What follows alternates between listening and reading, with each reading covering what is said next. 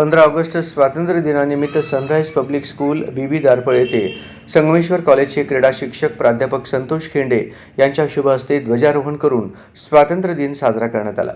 याप्रसंगी संस्थेचे अध्यक्ष हनुमंत चव्हाण सर यांनी अध्यक्षपद भूषवले।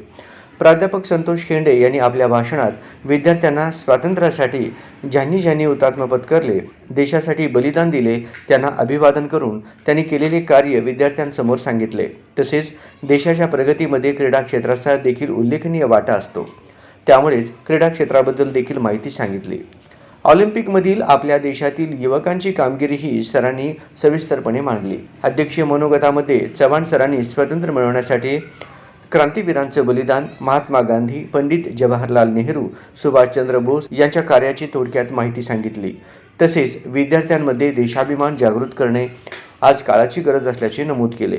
त्याचबरोबर कृषी, उद्योग, क्रीडा, शैक्षणिक व सामाजिक क्षेत्रातील जगामध्ये आपल्या देशाचे स्थान, आपली उपलब्धता व कमकुवत बाजू याची व्यवस्थित व मुद्देसूद मांडणी केली।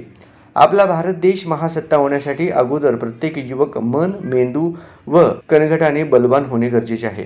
याप्रसंगी प्रशालेच्या प्रिन्सिपल सौ प्राजक्ता चव्हाण यांनी प्रास्ताविक केले व सूत्रसंचालन माने मॅडम यांनी केले। यावेळी विद्यार्थ्यांनी लेझिम नृत्य, डंबेल्स, कवायती व भाषणे सादर करून स्वातंत्र्य दिन साजरा केला।